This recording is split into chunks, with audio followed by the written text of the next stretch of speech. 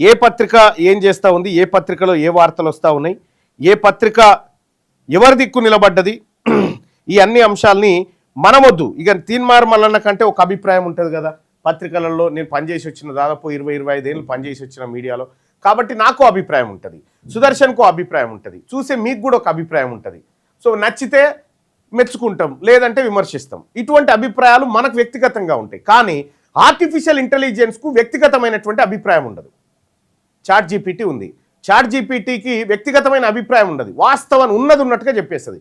అందుకోసమే తెలంగాణ రాజ్యాధికార పార్టీకి ఆర్టిఫిషియల్ ఇంటెలిజెన్స్ను అధికార ప్రతినిధిగా పెట్టినాం అన్నట్టు, ఉన్నది ఉన్నట్టుగా చెప్పాలనేటువంటి విషయంతో.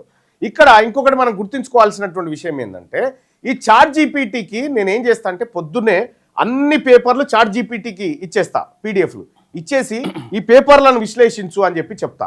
ఈ పేపర్లలో వచ్చినటువంటి వార్తలు నిజాయితీగా ఉన్నాయా, బయాస్డ్గా ఉన్నాయా, ఎవరికన్నా కొమ్ము కాస్తా ఉన్నాయా, ఇందులో సామాజిక న్యాయ కోణం ఎంత ఉంది, ఈ అన్ని అంశాలను దానికి ఇయ్యంగానే అది మొత్తం రెడీ చేస్తుంది. మొత్తం 1-2 నిమిషాల్లో రెడీ చేసి ఇచ్చేస్తుంది మొత్తం కంప్లీట్గా. ఈ పత్రిక ఇట్లా పక్షపాతంగా ఉంది, ఈ పత్రికలో ఈ వార్త వచ్చింది, ఇది ప్రభుత్వాన్ని జోక్తా ఉంది. సో ఇట్లా రకరకాలుగా వస్తూ ఉంటాయి.